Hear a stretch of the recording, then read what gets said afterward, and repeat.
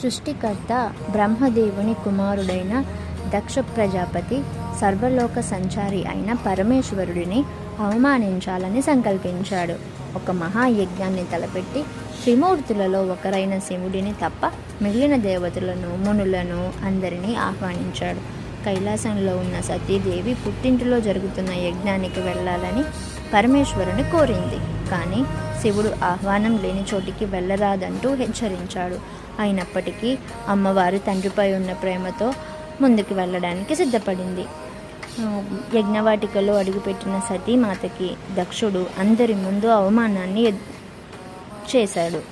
శివుడిని వ్యంగ్యంగా కులం లేనివాడని, గోత్రం లేనివాడని, ఇంకా చాలా రకాలుగా ఆయన దుస్తులని, ఆయన ఉండే ప్రదేశాలని అన్నింటినీ అవమానకరంగా మాట్లాడాడు.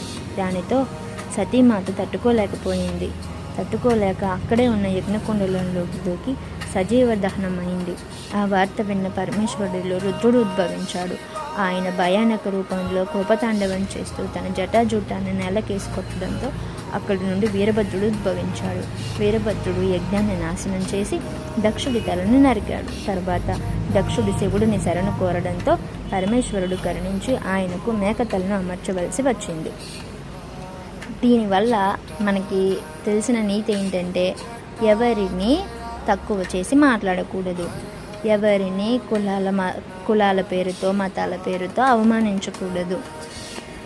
దానివల్ల ఏం జరుగుతుంది, చివరికి వీరభద్రుడు లాంటి వాళ్ళు ఎవరో వచ్చి ఎవరైతే అవమానించారో వారి తలని తీసేస్తారనమాట.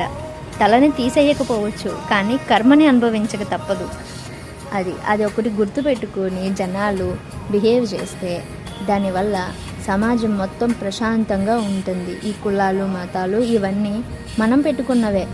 ఇవన్నీ మొదటి నుంచి ఉన్నాయి కాదు, దేవుళ్ళ కాలం నుంచి ఉన్నాయి కాదు. వాళ్ళందరూ సమానంగానే ఉన్నారు. కాకపోతే త్రిమూర్తులు గొప్పవారు అని చెప్పేసి అనుకుంటాము. ఎవరి మతాలు వాళ్ళకు గొప్ప, ఎవరి కులాలు వాళ్ళకు గొప్ప. ఎవరిని తక్కువ చేసి మాట్లాడకూడదు, ఎవరిని అవమానించకూడదు. ఆ అవమానం ఎప్పటికైనా తిరిగి మనకి లభించే అవకాశం ఉంటుంది. కాబట్టి నోరుని అదుపులో ఉంచుకోవడం, నరం లేని నాలుక కాబట్టి ఏది అన్నా సరిపోతుంది, డబ్బులు ఖర్చు పెట్టేది కాదు కాబట్టి నోటికి ఎంతైనా మాట్లాడవచ్చు అని కొంతమంది ఉంటారనమాట. అలాంటి వాళ్ళకి వీరభద్రుడు లాంటి వాళ్ళు అయితేనే కరెక్ట్. అలా ఆయన లాంటి వాళ్ళు వచ్చారనుకోండి, ఇంకా తప్పదనమాట వినాశనం. అది గుర్తుపెట్టుకొని ఎప్పుడూ ఎవరిని తక్కువ చేసి మాట్లాడకూడదు.